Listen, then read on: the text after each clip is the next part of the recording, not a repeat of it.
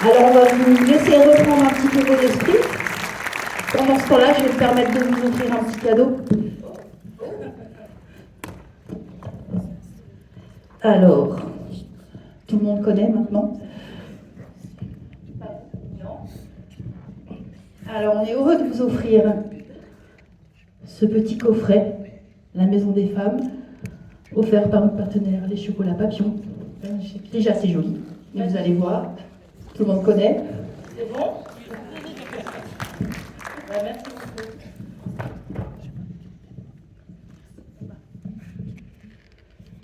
Ça y est, vous êtes avec nous? Alors, dites-nous. Moi, j'ai trouvé ça très émouvant. J'ai pleuré comme une madeleine à la fin. J'aime les films chorales.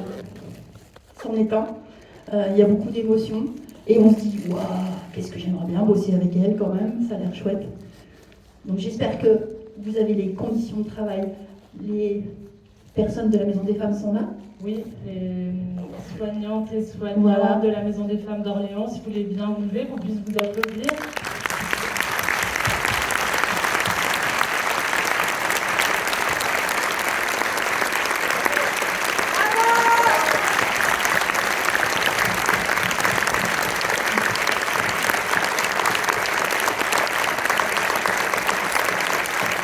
Et le chien de la Maison des Femmes d'Orléans, Souki. Est-ce qu'elle a aimé le film? Elle a adoré. Elle a versé sa petite larme également. Alors moi j'ai une première question, ça va peut-être vous paraître bête, mais quand est-ce que c'est arrivé dans ta vie, la Maison des Femmes, comment tu l'as rencontrée et comment tu as eu envie d'en faire un film? Eh bien, c'est arrivé fin 2016 ou début 2017. En fait, j'écoute beaucoup la radio à la maison. Ça saoule les gens avec qui je vis, mais tant pis.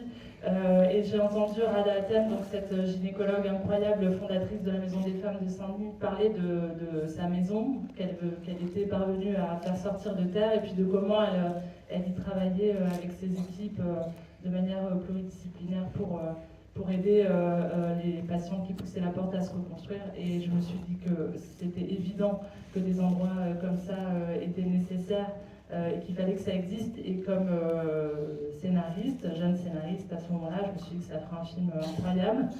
Et j'étais pas prête parce que c'est un gros sujet. Pour le faire, il faut le faire bien. J'avais vraiment à cœur de le faire bien, donc j'ai continué à avancer, à faire du court-métrage, une série également. Et puis quand je me suis sentie assez solide, voilà, j'ai parlé de mon envie de m'emparer de ce sujet à Emma, ma productrice, et on s'est lancé. Et quelque chose aussi que je me dis, avec toutes ces vies de femmes rencontrées, comment choisir? Pourquoi choisir elle plus, enfin son parcours de vie, plutôt elle ou que elle? Ça a dû être très difficile de faire un choix. En fait, tous ces personnages sont au croisement de plein de parcours et de soignantes et de patientes que j'ai pu lire, que j'ai pu écouter, que j'ai pu un peu comme ça observer pour en fait me donner la liberté de la fiction et pouvoir vraiment fabriquer des personnages qui soient au service de cette histoire et qui en rendent compte le mieux possible. Donc voilà, elles sont au croisement de plein de femmes et c'était voilà, c'est la maison des femmes, c'est la maison de toutes les femmes. Donc voilà, ça me tenait à cœur que ce soit à ce niveau, quoi. C'est réussi, non? Si vous avez une petite question, n'hésitez pas.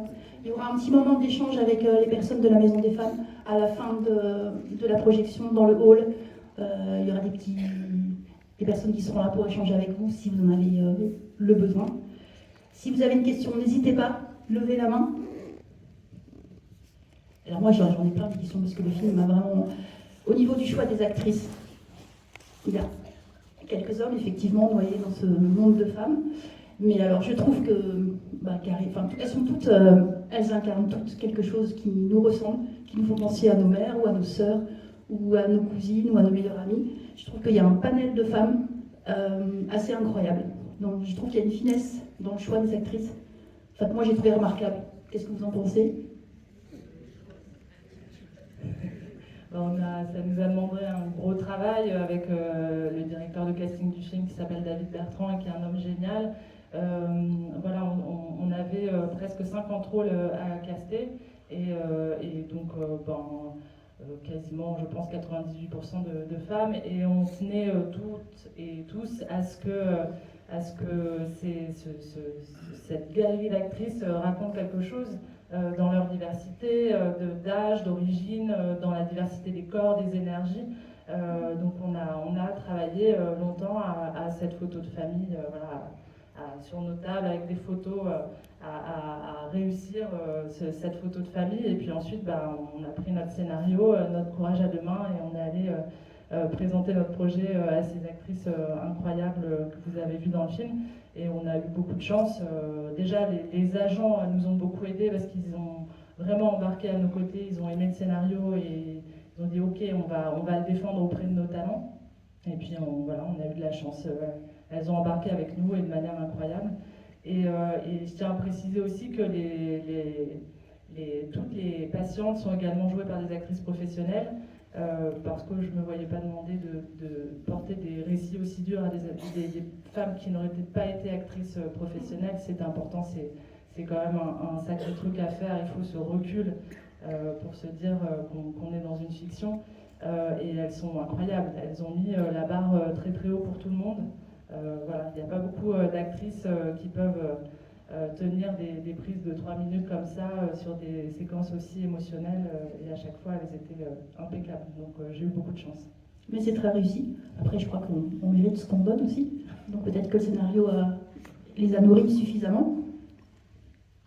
Ah, j'arrive.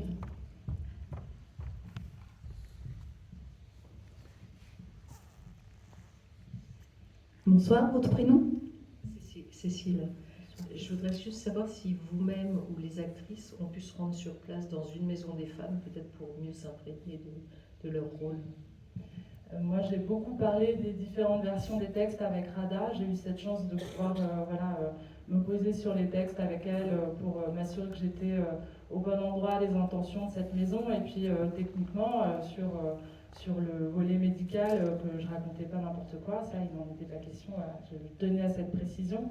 On a pu aller au repérage à la Maison des Femmes de Saint-Denis, un peu sentir l'atmosphère, sans prendre trop de place non plus pour ne pas interférer dans les parcours de soins en cours. Ça, c'est important parce que c'est trop fragile un parcours de soins pour ces femmes. Je ne voulais pas du tout qu'on arrive avec nos gros sabots de gens de cinéma pour bousculer ça. Et les actrices, certaines des comédiennes ont pu se rendre à la Maison des Femmes de Saint-Denis et rencontrer des soignantes. Laetitia Doche, Elia Idara et Oulaya Mamra sont allées à la Maison des Femmes, et ça a été des rencontres hyper intéressantes pour nourrir leurs personnages. Et si, je vous en prie.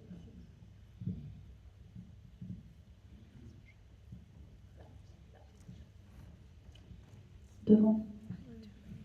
Levez la main, bien haut. Ah, ça me l'a fait pour moi.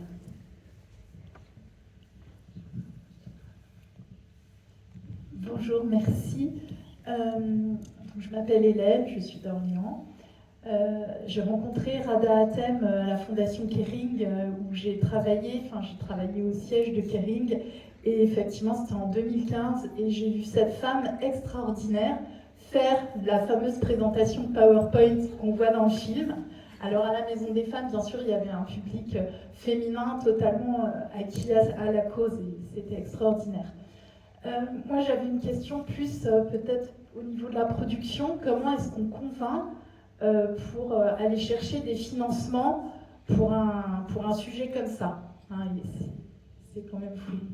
Oui, c'était un projet fou, mais aussi génial à porter. Et, enfin, moi, ça m'a mobilisée au plus profond de mon âme. En fait, j'ai vécu ça comme un cadeau quand Mélisa m'a fait découvrir ce sujet. Ensuite, on a rencontré Rada. On a d'abord travaillé sur cette partie-là. En fait, il fallait convaincre Rada qu'on fasse ce film. Donc Mélisa en a beaucoup discuté avec elle. Moi, au niveau de la production, j'ai tenu à conclure un accord tout de suite avec la Maison des Femmes, en fait, parce que un objet de cinéma, c'est aussi un objet économique. Donc il y avait un enjeu pour qu'elle soit rétribuée tout de suite. Donc on a fait un deal qui était qu'elle faisait un film uniquement avec nous, et nous, on payait ce sujet-là, en fait. Donc on s'est mis tout de suite d'accord sur comment faire les choses. Ensuite, moi, j'ai vécu un truc assez extraordinaire, c'est que le film, vous l'avez vu au début, il y a plein de cartons différents, donc ça veut dire qu'il y a plein de partenaires qui ont envie de soutenir ce film. Et en fait, il y a eu autant des hommes que des femmes, des gens jeunes, des gens plus âgés, et tout le monde s'est mobilisé, et c'est rare quand vous allez financer un projet de sentir une émotion en face aussi forte et quelque chose d'aussi intime. Kering Foundation est venue très vite. Et voilà, et donc c'est merveilleux. Et aujourd'hui, on essaye avec ce film d'aller le plus loin possible. Donc notre démarche, c'est de le montrer dans des salles en fait de chaque ville où il y a des maisons des femmes, en tout cas là où on peut aller, pour faire venir les équipes comme l'équipe qui est là ce soir et qu'il puisse y avoir une interaction. Et puis évidemment, on va viser un public scolaire aussi. Donc en fait, on travaille en partenariat avec les régions qui, elles, gèrent les lycées et les facs. Donc ça, c'est acquis pour les plus jeunes, parce que nous, on trouverait ça intéressant que dès le collège, peut-être en seconde partie du collège, le film soit accessible. Ça sera un circuit au niveau de l'éducation nationale pour lequel on soumet le film et on verra si on est sélectionné. Mais en tout cas, ça a été vraiment beau de voir que ça intéressait les gens et que c'était le problème de tous, et aussi de gens d'argent. J'en profite pour vous dire à tous que les maisons des femmes ont besoin d'argent, que tous les dons comptent, et que là, il y a un petit QR code en bas de l'écran, si vous voulez le scanner, ou le retrouver sur leur site, vous pouvez.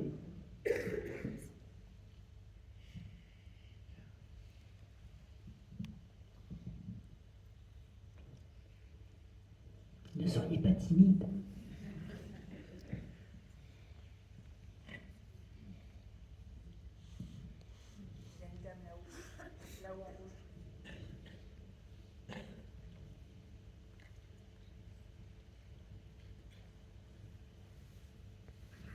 Bonsoir. Bonsoir. Merci, ce film est très beau, même s'il est difficile par moments, mais c'est bien de l'avoir fait. Et j'étais en train de dire justement, comme vous le disiez, au niveau des collèges, des lycées, des facs, que les filles, les femmes, les jeunes femmes et les hommes aussi puissent le voir, et je vois que c'est prévu, donc ça c'est une très bonne chose. Moi, j'aimerais savoir si vous avez des infos concernant ce problème d'excision, si ça continue toujours autant à l'heure actuelle, parce qu'il y en a quand même beaucoup qui se mobilisent contre ça. Est-ce que vous savez où on en est aujourd'hui, en 2026, si ça continue encore beaucoup? Ça continue dans le sens où des femmes arrivent en France de l'étranger ayant subi des mutilations dans leur enfance. Donc ces femmes, elles sont à prendre en charge. Et ce qui est compliqué aussi, c'est que il y a peu de médecins, finalement assez peu de médecins et de personnels soignants formés à ça, à prendre en charge ce qui devient une pathologie chronique, puisque ça déclenche des douleurs chroniques et des complications à chaque âge de la vie des femmes. Donc ça reste... il y a eu effectivement une période où on a fait beaucoup de campagnes de prévention pour que les jeunes filles vivant en France ne soient pas renvoyées pendant les vacances pour être excisées là-bas, etc. Et ça, c'est très surveillé, même au niveau scolaire. C'est d'ailleurs un gros travail pour certaines infirmières scolaires que d'être vigilants sur ce point. Mais voilà, des femmes arrivent en France ayant subi ces mutilations, et il faut les prendre en charge. Parce que ça déclenche énormément de pathologies ensuite. Excusez-moi, mais est-ce qu'en France, il n'y en a jamais qui ont lieu, des excisions cachées? Ça, c'est difficile à savoir. On espère que non. En tout cas, le fait d'emmener une jeune fille à l'étranger se faire exciser a été pénalisé il y a quelques années déjà. Donc normalement, ça a quand même un peu éteint ce type d'initiative, mais bon, c'est difficile à savoir. En tout cas, félicitations pour le casting. J'aime beaucoup Karine Viard, et je ne vois personne d'autre, à part peut-être Isabelle Huppert, qui aurait pu tenir le haut de l'affiche comme ça. Mais les autres sont très bien aussi. Hein. Merci beaucoup. Bravo. Bonsoir, je suis une des membres de la Maison des Femmes et je suis responsable de l'unité mutilation, donc je voulais rebondir sur ce que vous avez dit, où tout était tout à fait juste. Il y a encore des excisions qui ne devraient pas arriver en France. Je pense qu'on ne peut pas avoir de chiffres parce que c'est illégal. Après, à la Maison des femmes d'Orléans, on a donc une unité mutilation où on reçoit les femmes victimes d'excision. Elles peuvent voir une sage-femme en consultation, elles peuvent voir les psychologues de la Maison des femmes. On n'a pas encore de chirurgien sur Orléans qui fait la reconstruction, mais on les adresse à Saint-Denis, à Montreuil, à Tours ou à Chartres par exemple. Mais voilà, souvent ce qui est important, ce qu'elles nous demandent les patientes, c'est une prise en charge psychologique, un accompagnement, des soins pluridisciplinaires qu'on propose à la Maison des femmes. J'ai pas tous les chiffres de 2025, mais je pense qu'on a dû suivre une cinquantaine de patientes l'année dernière sur le département. Bravo.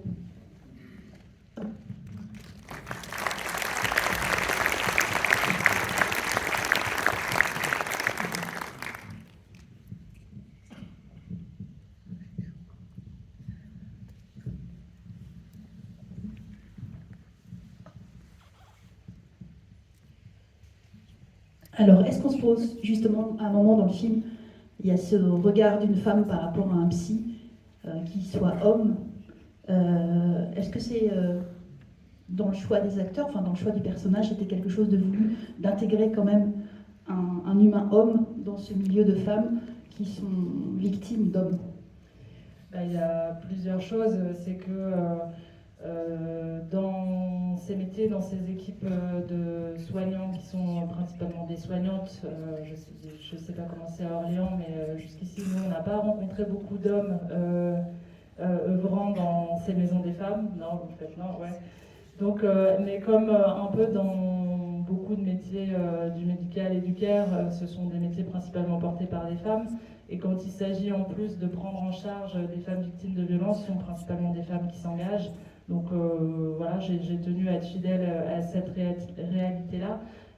Néanmoins, à la Maison des femmes de Saint-Denis, il y a eu des hommes, pas beaucoup, mais notamment un sexologue qui avait pris cette place et cet engagement et qui disait ça, qui disait c'est essentiel que je puisse me tenir face à ces femmes qui ont subi la violence des hommes et de leur dire moi en tant qu'homme, je ne suis pas d'accord avec ça et ce qui se passe n'est pas normal et je pense que c'est aussi important et c'est important aussi de se dire que ce film il n'est pas du tout fait pour mettre les hommes à la porte et je vois que quand même il y a des messieurs ce soir donc je suis très contente parce que c'est un problème que nous avons collectivement, c'est pas du tout un problème de nana, c'est un problème d'être humain. Donc on n'y arrivera que si tout le monde s'engage et si tout le monde regarde ce problème en face, hommes et femmes. J'ai trouvé que c'était un choix judicieux, mais c'était pas forcément évident pour tout le monde.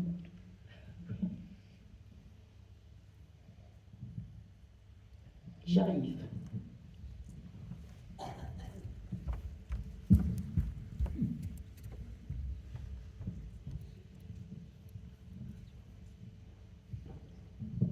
Bonjour à toutes et à tous, moi c'est Faïssa. Alors moi j'ai une petite question.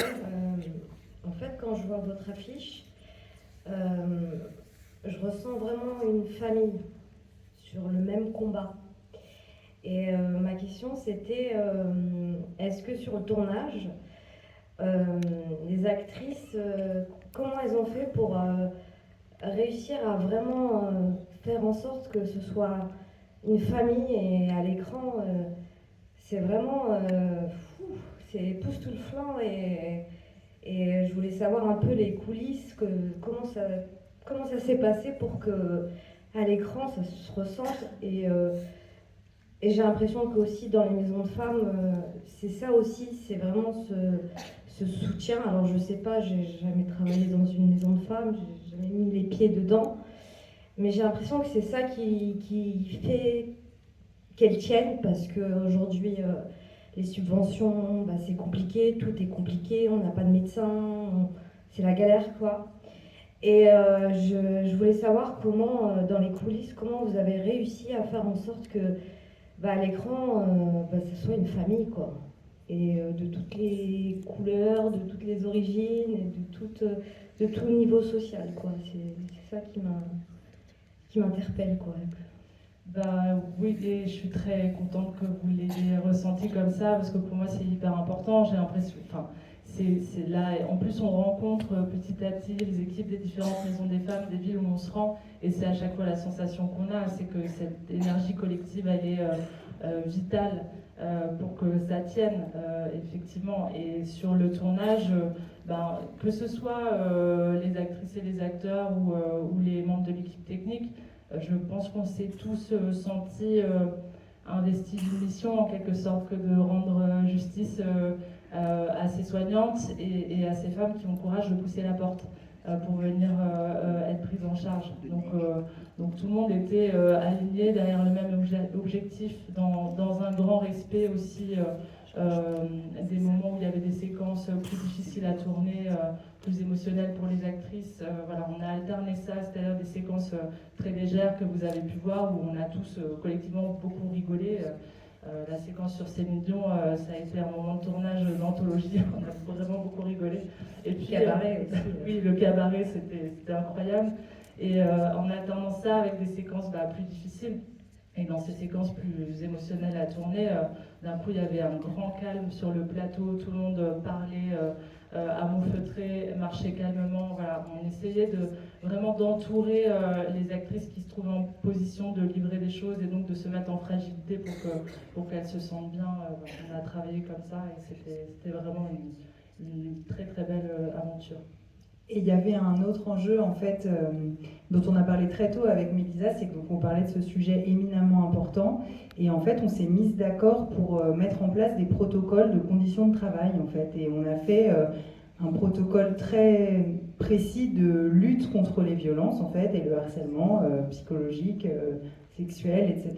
Et on a beaucoup, moi j'ai beaucoup parlé avec les chefs de poste, donc qui sont les responsables de leur propre équipe technique, en leur donnant les conditions de travail, de respect, de bienveillance, en faisant des rappels à la loi hyper simples, genre on se parle bien, on se touche pas, sauf si on s'est demandé la permission, enfin des trucs basiques. Et on a fait ça régulièrement. On a dit aux chefs de poste qui devaient en parler à leur propre équipe que s'ils ne se sentaient pas de le faire, la production pouvait les recevoir.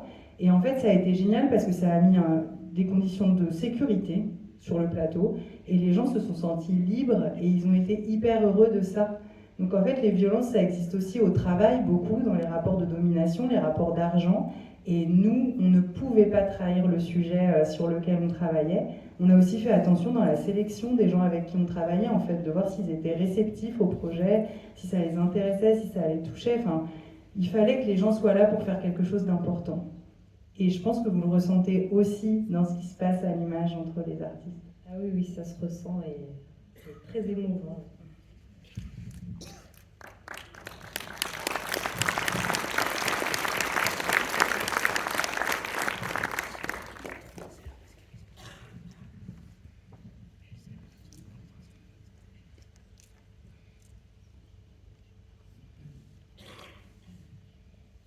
Bonsoir, je ne vais pas avoir de questions, mais deux remerciements. Le premier, d'avoir fait une fiction, parce que je trouve que les émotions que nous donnent les acteurs sont différentes d'un documentaire et permettent une plus grande liberté. Et la deuxième, c'est d'avoir fait un film politique à travers les petits passages de radio où on entend Florence Paracuelos de France Inter, des choses comme ça. Vous arrivez à passer aussi un message puissant sur cette question. Est-ce que ça a été une difficulté pour vous de parler politique assez ouvertement finalement ? Non, non, c'est-à-dire... Non, l'enjeu c'est de doser, de trouver le bon endroit, le bon dosage pour le faire, puisque effectivement, vous le disiez, ça reste un film de fiction qu'on a voulu tout de suite ouvert vers le grand public et susceptible d'amener les gens en salle, on l'espère. Voilà, on a cherché ce dosage en se disant que du coup, plus le film serait vu, plus le message porterait. Mais j'ai pas pu m'empêcher quand même de temps en temps de glisser des petites choses, voilà, comme cette phrase qui m'était restée, il ne suffit pas de signer un chèque pour qu'il n'y ait plus de féminicide. bah, ça vaut le coup d'essayer quand même. Du coup.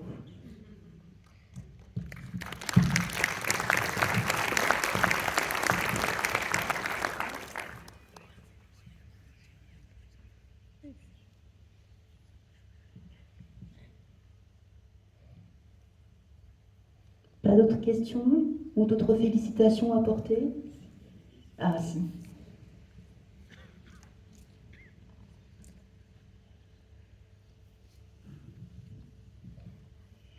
Moi, j'ai pas de questions, mais je voulais vous remercier d'avoir mis en lumière ce sujet, ô combien important et prégnant dans notre société.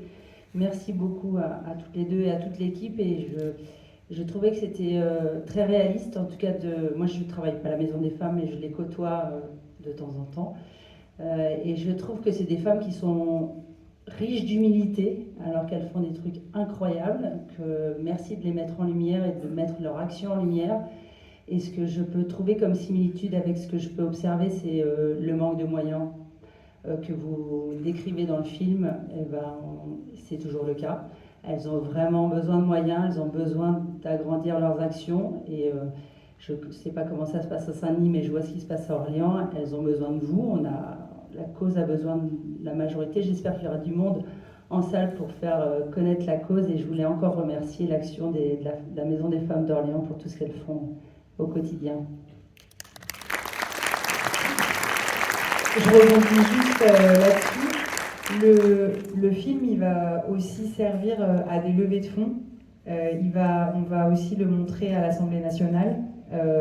S'il doit être utilisé par des maisons des femmes pour montrer leur parcours, etc., ça sera fait. Ça fait vraiment partie de la démarche de ce film aussi. Vous pouvez compter sur nous.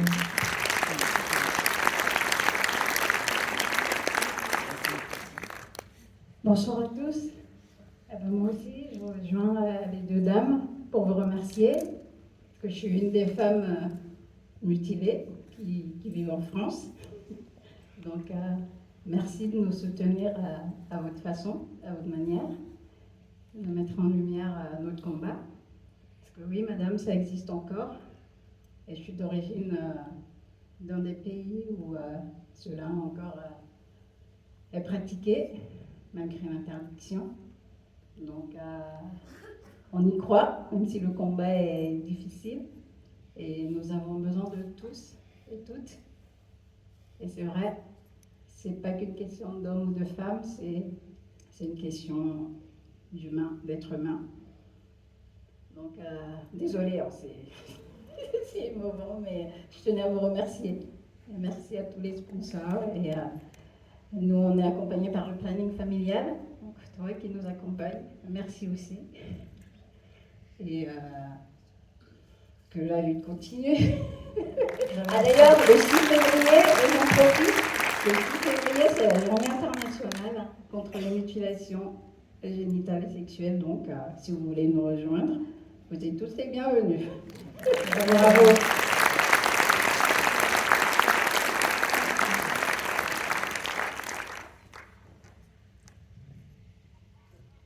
Bonsoir, je voudrais vous poser cette question-là. Que faire pour ces petites filles qui subissent toutes ces mutilations lorsqu'elles sont accompagnées par des membres de leur famille, par une grand-mère, comme on le voit dans le film, alors que la grand-mère a probablement subi la même chose, sûrement la mère, sûrement la tante. Est-ce que l'on peut encore voir en France des choses comme ça, dans d'autres pays? Très probablement, mais ces petites filles, elles ont l'influence de leur famille, et comment le vivent-elles comme c'est dit dans le film, après l'excision, la femme dit qu'elle est pure, qu'on lui a dit qu'elle était pure.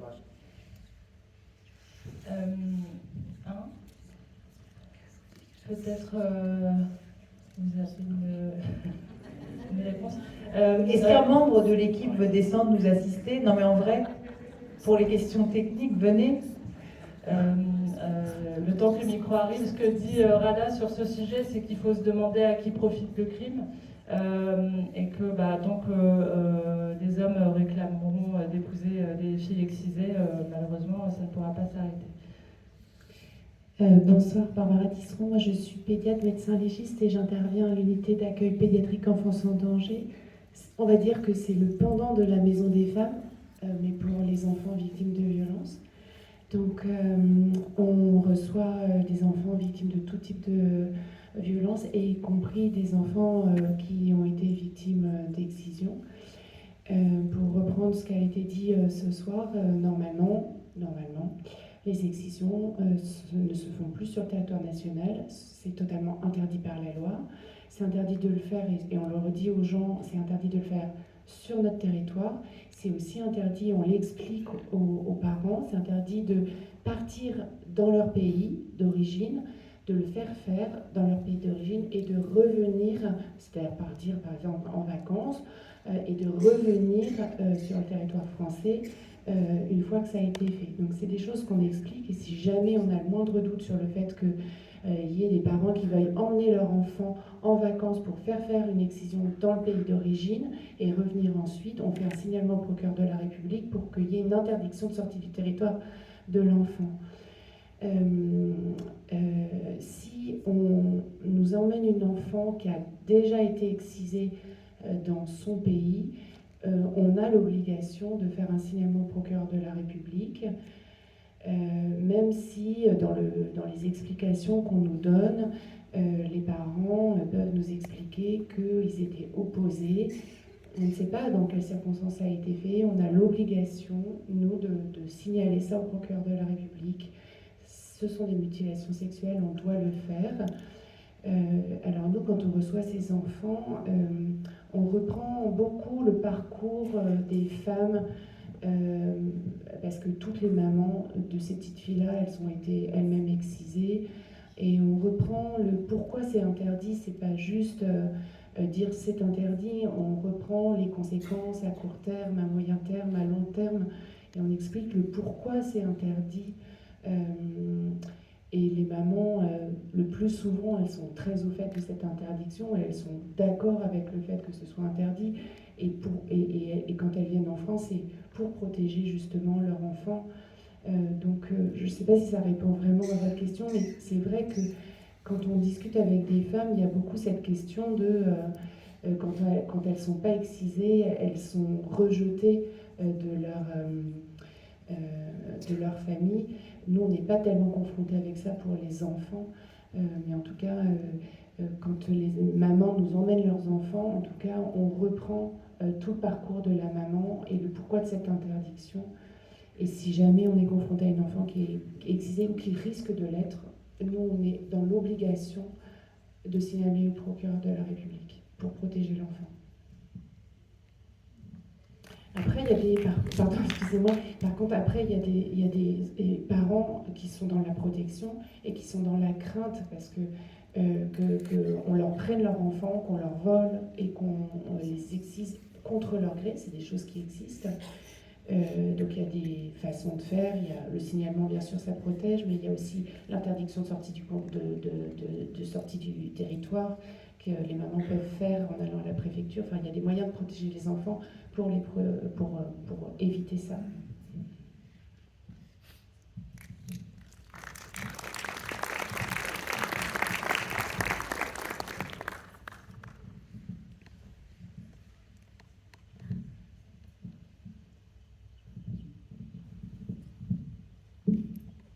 Bonsoir et merci pour votre film. J'ai une question par rapport à votre scénario. Est-ce qu'il y avait des scènes dans votre scénario que vous avez changé pendant le tournage? Et si oui, pourquoi? Non, on a tourné ce qui était écrit parce que moi, c'est ma grande joie que d'écrire des scénarios. Voilà, c'est vraiment par là que je suis arrivée à ce métier. Et donc j'y mets beaucoup de soin, et donc on a tourné ce qui était écrit. En revanche, quand la première version de montage que j'ai vue, elle faisait presque 3 heures. Et donc on est d'accord que c'est un peu long. Donc voilà, la réécriture, elle s'est faite vraiment au montage. Voilà, il a fallu faire des choix et pour pouvoir aboutir à un film qui ait du rythme et qui soit d'une durée raisonnable. Donc ouais, il y a eu cette phase de montage hyper intéressante en termes de réécriture de cette histoire. Merci.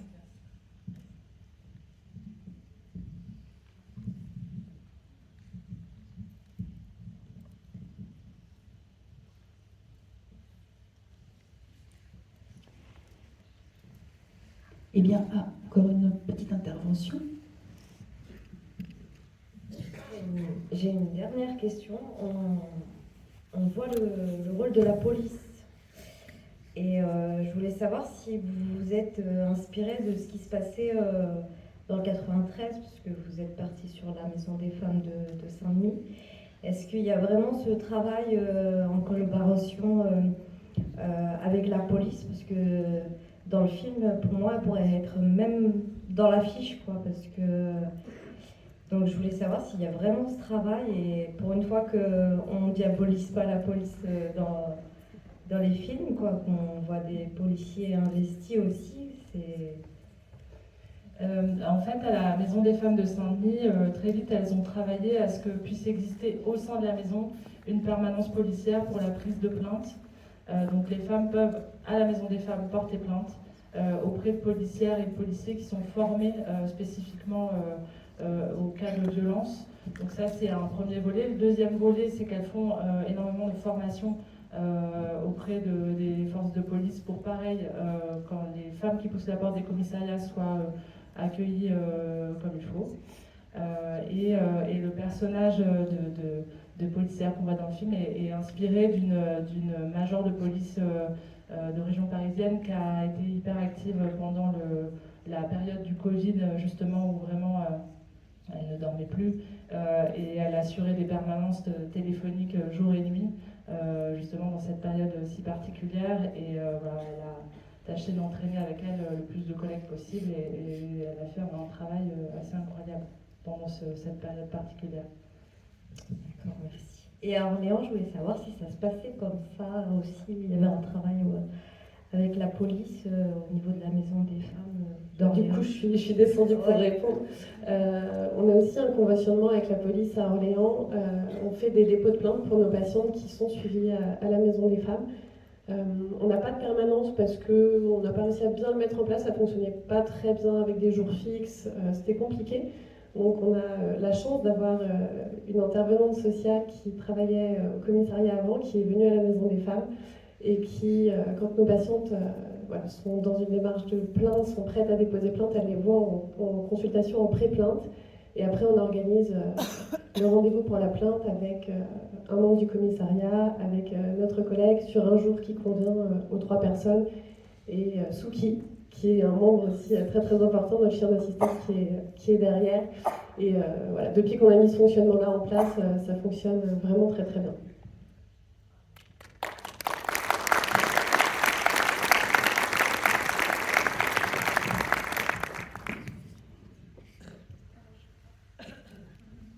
Je vais demander à toutes les personnes présentes de la Maison des femmes d'Orléans de bien vouloir descendre sur la scène afin qu'on puisse faire une petite photo de groupe. Est-ce que les intervenants qui viennent aussi chez nous et les personnes du CIBFF et de Transvictime peuvent descendre aussi et Souki aussi. Tu nous fais une photo? Je veux bien le chien.